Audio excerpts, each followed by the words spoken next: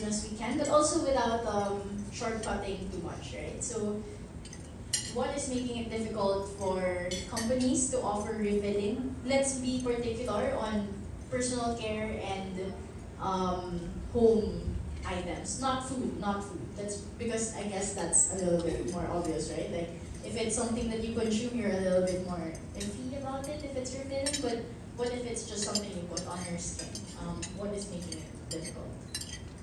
So the mic is on me. So I actually just like thought about this question last night, no, and I've actually like summarized it in four aspects. So what makes it hard to do refilling? Just to share as well, we're actually moving away from the word refilling. At least the business model that we're leaning towards, we use more of the reuse term because there's actually like four business models in terms of refilling and reusing. So we're more of the return on the go and return at home kind of business model. So first is so what makes it hard, of course, the compliance. Like FDA regulation, there's been like petitions pushing for it, hindi pa rin tapos. We're still really praying for it. One of the insights that we got from one of our mentors from Exchange actually that it would cost us around like minimum of 1 million to comply with the FDA compliance. That's very hard for especially for MSMEs like us. So that's where the cost leads, no? So for compliance pa lang, more than 1 million na yung kailangan. What more in daily operations? I actually want to acknowledge B2B EcoStar for like really staying on the ground because it's really hard to do the operations, the marketing. Like imagine the brands, hindi siya yung super branded for specifically for example si home care, no, because it's hard to like really officially partner with this FMCGs in terms of like doing the refilling and even reusing of it, no. So it's a work in progress on that part.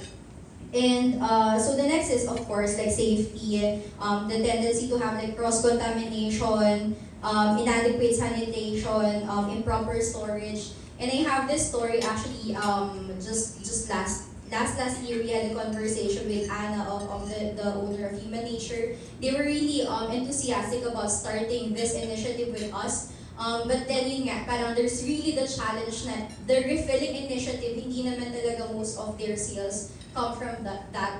It's really more of advocacy at this point.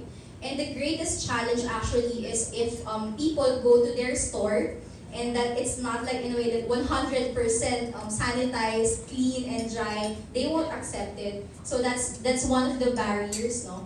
And that's what we're trying to actually like solve in sanitation. We're trying to take care the operations, the cleaning of it, making sure that it's sanitized and cleared out of all of the possible risk. And so the fourth one is like behavior change. So of course we know that it's really hard to like change the behavior, yung mga nakagawian na ng mga tao. Like imagine we have during the pandemic lots of refilling stores pop out.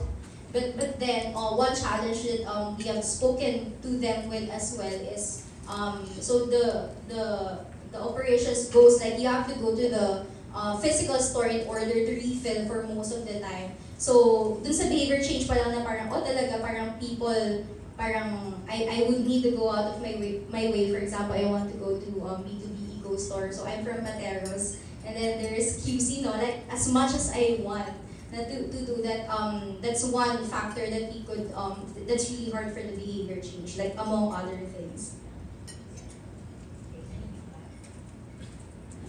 Yeah, so I'll just add because nabanggit na ni Krisha yung mga challenges, no? So to add to those challenges, kasi lahat yun, I think it's the mindset of the consumers. Yung convenience factor, imagine in a world na ang kalaban mo, big companies, groceries. So talagang suntok sa buwan actually, itong negosyong ito.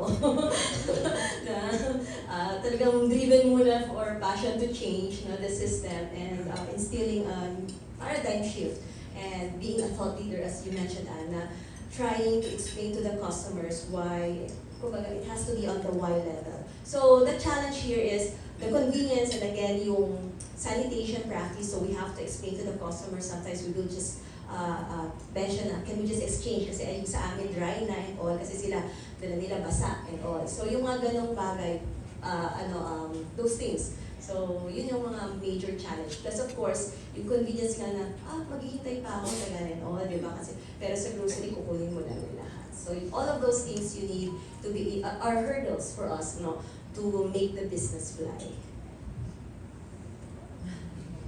Sige, sige. Okay, comprehensive. No, indeed, right? Like, I think it tackled both citizen and also the citizen role on it na, okay, I go to a refilling store, like say for example in Watson's, because some, very few, already offer it.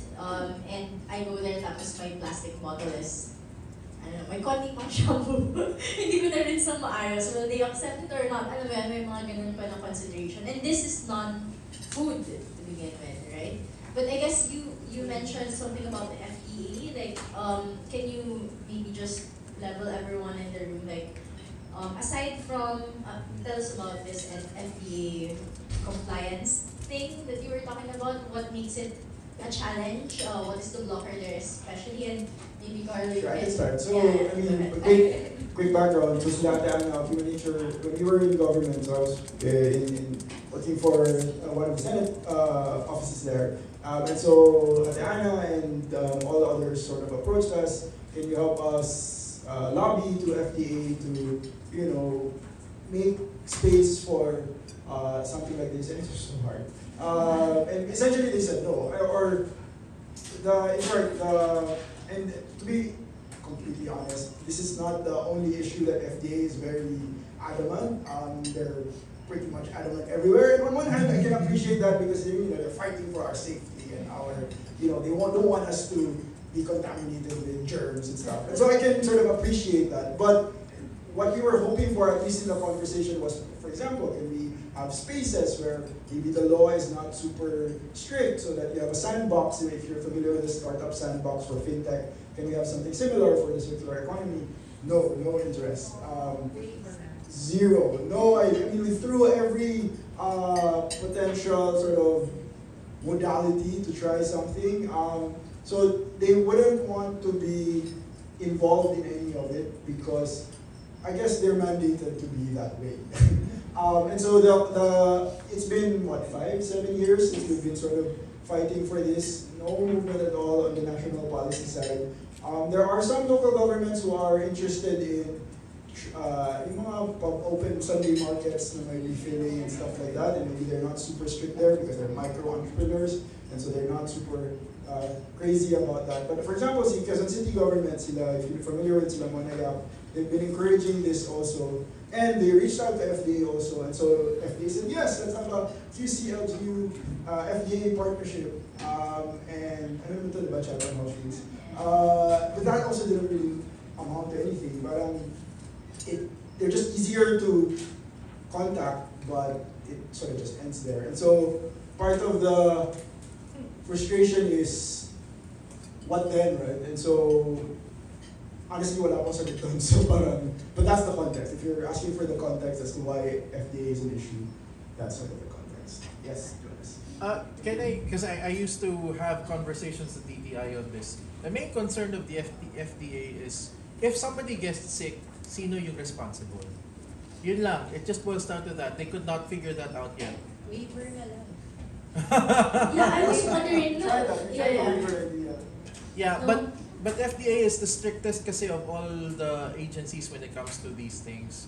So I can't blame them as well for that. That's why, Trisha, if you recall, binaba tayo to toll manufacturer which dapat hindi dapat. And that costs like around 1 million pesos. So may hirap na yun. So are you saying it's just a matter of like if anyone takes accountability, like either the distributor takes accountability or the manufacturer takes accountability because they don't want to take citizen accountability in the form of waiver, right? Like, is that Yeah, what but we're... it's also not it's expensive for the manufacturer. So, as far as I understood it, Jonas, the issue was not accountability but traceability, which is basically like, yes, okay, someone gets sick from a refill product, how do they know who is responsible for it? I think they're okay with whichever actor taking responsibility for it, as long as it can be reliably traced to a specific actor. And I think in the petition to push forward the FDA, the policy with the FDA, there were solutions actually proposed by Sila Ann Maposa regarding that, I mean, there are simple things like, let's say, containers have QR codes, and then throughout the refilling process, you can track like who is doing what, whether it's with the containers, whether it's with the product itself, and you can trace like you can trace basically where something has gone wrong, whether it's in the creation of the product that you're going to refill into the bottles, whether it's in the containers themselves, etc., etc. And so I think, yeah, that was what I understood as the issue with FDA. Yeah, The point is that, sorry, there were already solutions proposed by Sila and Costa. definitely it would be great na, if that would be passed, no. So just a parang basic understanding of that, it's called mainstream refilling a petition, no. And one of the big challenges nga, like with their regulations right now, there's parang the refilling as an activity is a gray area, so there's no such thing. So it's what's available is the word filling, which is manufacturing activity. So parang in a way, with the current setup right now, you'd have to be a manufacturing company in order to just refill. Ayun. So Jonas pala is one of my co-founders as well. He helped me to delve into sustainability because I was been in the tech industry for the longest time.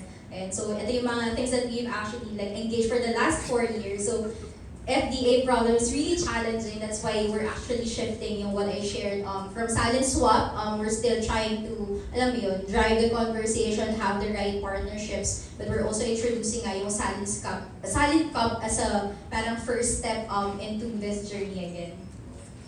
And we've been talking about like challenges on what would block or slow down businesses from doing or offering refilling. Do you see any trends, new technologies, new practices that could maybe bring us hope that oh maybe it can be done, you know, like yeah, anything like this at all?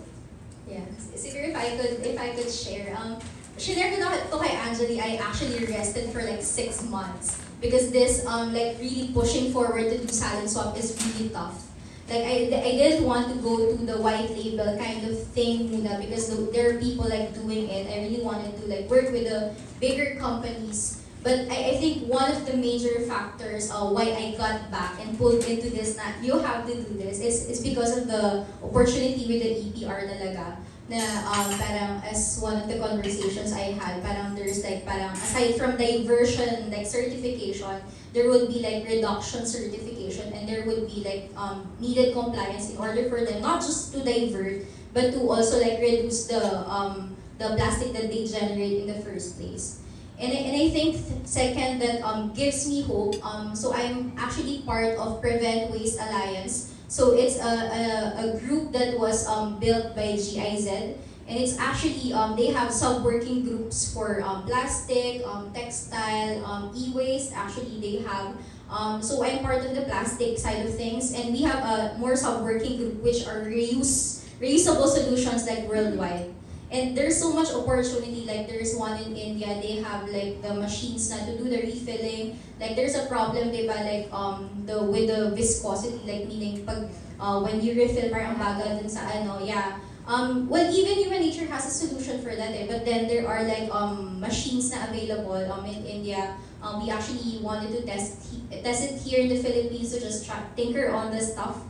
And then the reason why I really explored yung Silent Cup at the moment, because one is the biggest factor that's common to Silent Swap and Cup is the cleaning setup. So we need to like have a proof of concept muna of our cleaning setup so that we could like revisit the conversation with Silent Swap, no, with the FMCG companies. And at the same time with Silent Cup, there's actually like success stories here in Asia where they actually tried reusable cups specific to closed loop systems. So when I say closed loop systems, it's events, schools, so that parang yung mga areas where there's large footprint and people are expected to be there for a certain time, no?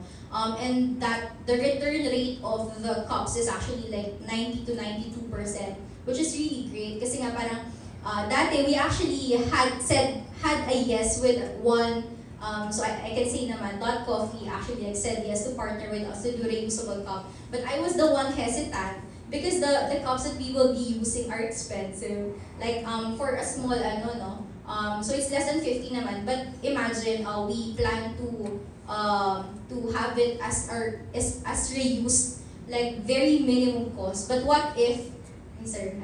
But what if on the first reuse, hindi na nila binalik like more than 50%, so at a loss na kaagad, no? But yun, that's really a good opportunity that we want to like really narrow down the pilot launch that we want to do very soon.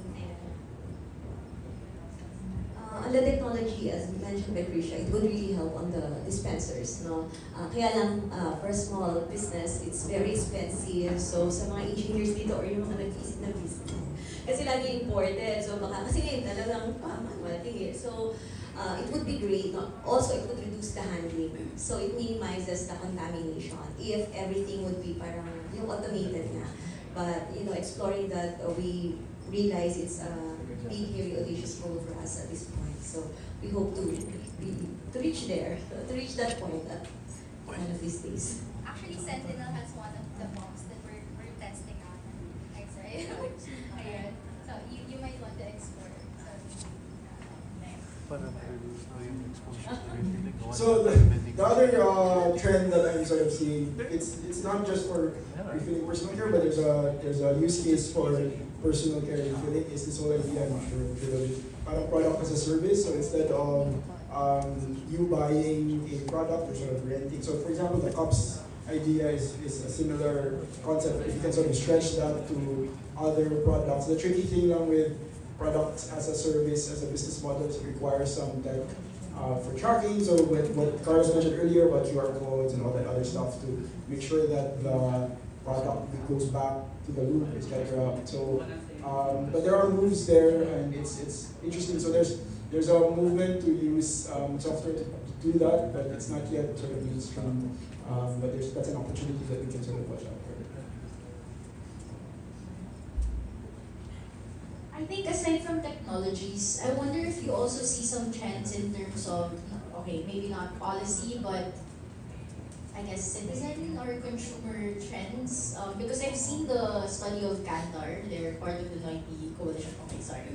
NOIPI Coalition is the No Other Year for Plastic Initiatives program of Make Sense. It's a 5-year program, we're on our 3rd year. And they have been doing this study, I think they're on their second update, where they track how many people there are as that are tagged as eco-dismissers, like people who completely do not care about the environment. And then you have the eco-considerers, right? So considerers are the people who are like, maybe yes, maybe not, right? And then you have the eco-actives, like who actually, again, very active, change, go out of their way, actually include it in their lifestyle already, etc. And no surprise, the biggest group is, care to guess? What? No, grabe naman. The biggest group is actually the eco-considerers in the middle, right? So eco-actives, I don't know, let's ballpark. I will send homework and send Kantar study to everyone. Okay, let's ballpark. Again, ballparking around 30% on the actives, 50% on the considerers, and then the remaining 20 on the dismissers, right? It's actually a really huge chunk on the considerers. But on their update, lumaki yung considerers, lumaki yung dismissers, tapos lumaki din yung actives. So parang yung mga nasa middle, yung considerers na nag-split further onto the extremes, which I guess the fight now is really to get to the considerers first and like convince them that being an eco-active is actually not that far from where you are, right? And where I'm getting to here is actually like, that's one trend that I'm seeing, at least according to our coalition members, again, particularly the Kantar study, that it's not just politics where we're becoming more polarized, it's also in our consumer behavior, I guess, right? Which is super, I don't know how to feel about it. So in your case, are there any other trends aside from technology that you're also seeing that we can learn from in terms of how to act on refilling either as businesses or as citizens? ako rather than trends, maybe from our experience, no, on that note na eco-active, we know yung mga eco-active, like we have customers coming from Laguna. Every month, dala-dala niya lahat ng containers niya. Talagang, yun, alam na niya, planado na kung ano yung ano niya, bibili niya sa amin. So as in, every month, consistent siya. So, ganun yung mga eco-active. Now, yung eco-considerers, I would say na talagang marami. And what's good about it is, once they know na eto, accessible sa kanila, parang open naman sila. Just to give an example, I know food is quite an issue here, but this is a safe space na, tsaka open naman si BTV doon. Like for example, we sell trail mix, no? Yung mga tenants doon, di syempre, ano sila na wala sila lalagyan, but we offer them the glass jars, which we sterilize.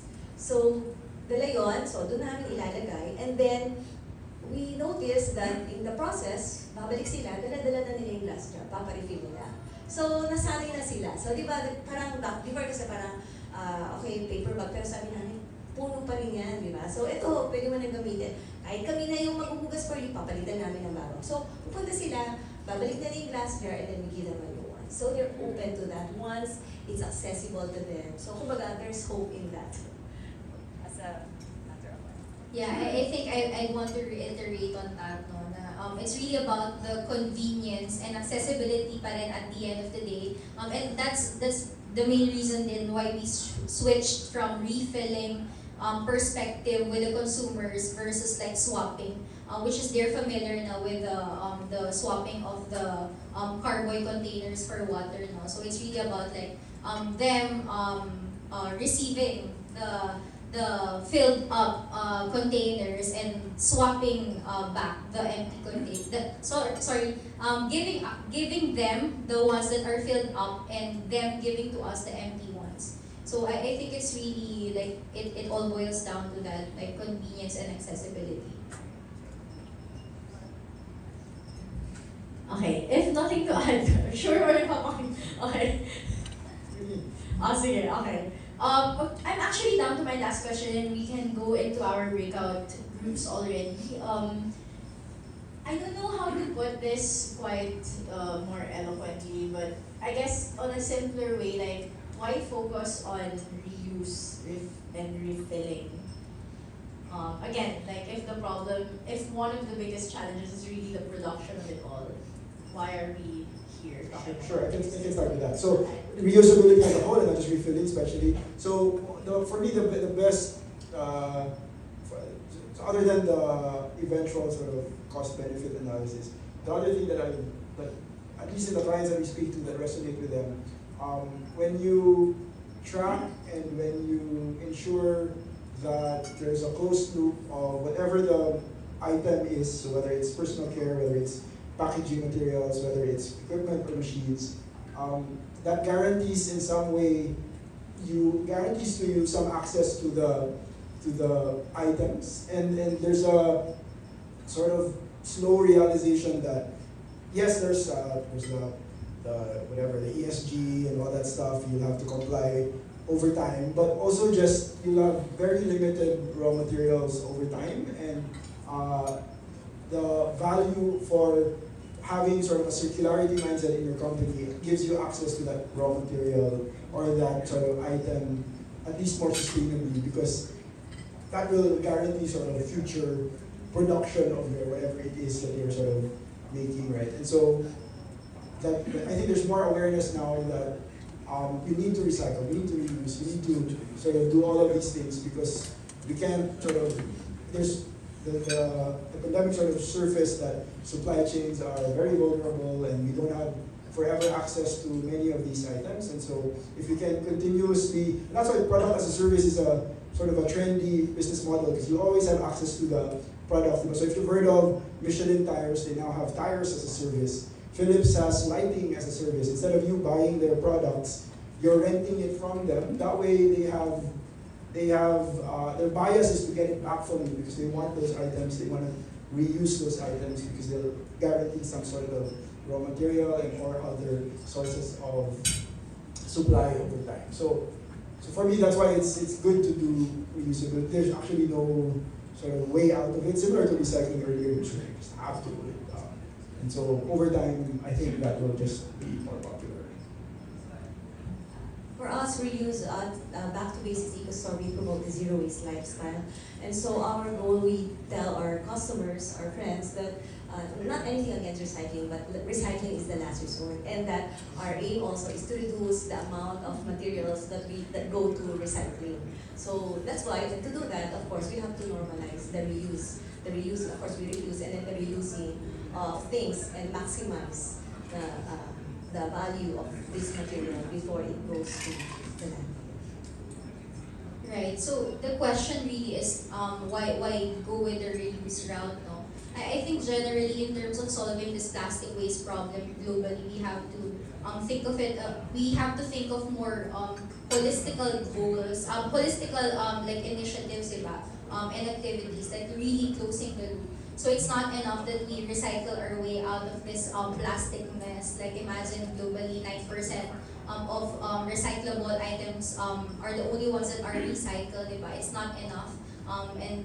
So it's really important to introduce as well yung mga upstream solutions such as yung reuse, and then some initiatives they have yung mga alternative materials nga, no?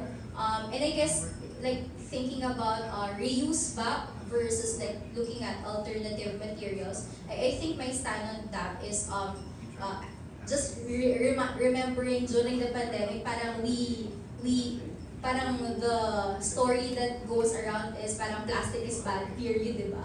But then, buti na lang, medyo nag-stop na yung ganun. But, because there's really like value, Jonas and I talk about this a lot, there's really value in plastics, and even for the reusable containers that we have, it's still plastic. It's a matter, for example, sa HDPE, it can be used 6 to 8 times. PP, generally it can be used like multiple times talaga. Even for a food safety expert that we've consulted with in Singapore, she's actually like saying na unlimited.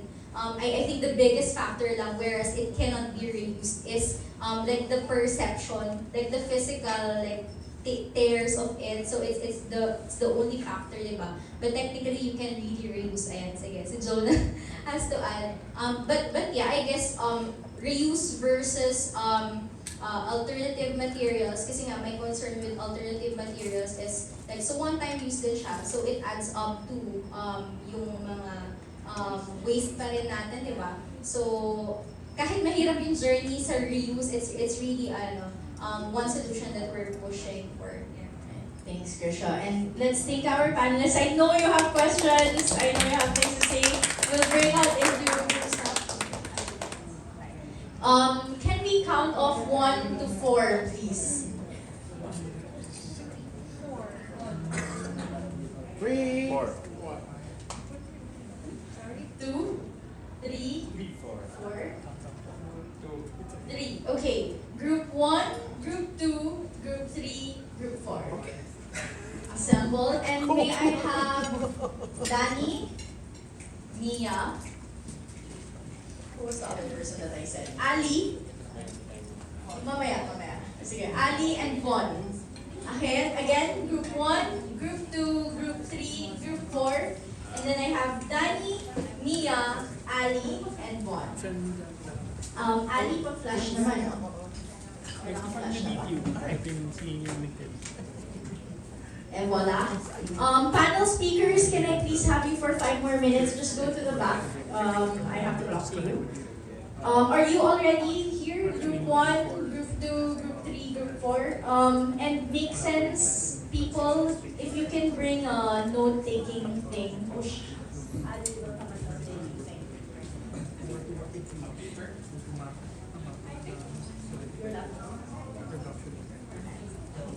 You can use Isa's laptop.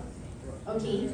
Breakouts. Please sit down again. 1, 2, 3, and 4. Okay. 1, 2, 3, and 4. Which group? Which group? 2. Okay. 1, 4. Asan yung 3? Where are the 3 people? Okay, 3 people, please sit down. Yeah, 3. Okay, yeah, alright. 3, sit down please, thank you. You have your Make Sense people with you there to just take notes. Para hindi na tayo mag-use ng Manila paper and Post-its, mag-encode na lang kami for you. So again, this is part of the workshop or the event in particular wherein we get to hear from you as well, right? There are only 2 questions for the breakout discussion. And that is, what did you learn about plastic circularity today that applies to your business or your life? And how are you planning to deepen your role in plastic circularity? Is there any topic in particular that you would like to discuss further? Or perhaps people that you would like to meet from this event? So the questions are here. Again, make sense people, raise your hand. Okay, thank you. They will be encoding for you. And please help facilitate na lang the discussion that everyone gets to speak. We have 30 minutes for this by 5 o'clock. Oh no, 5:06 technically. 5:06, we're done with the breakout discussions. Is that okay?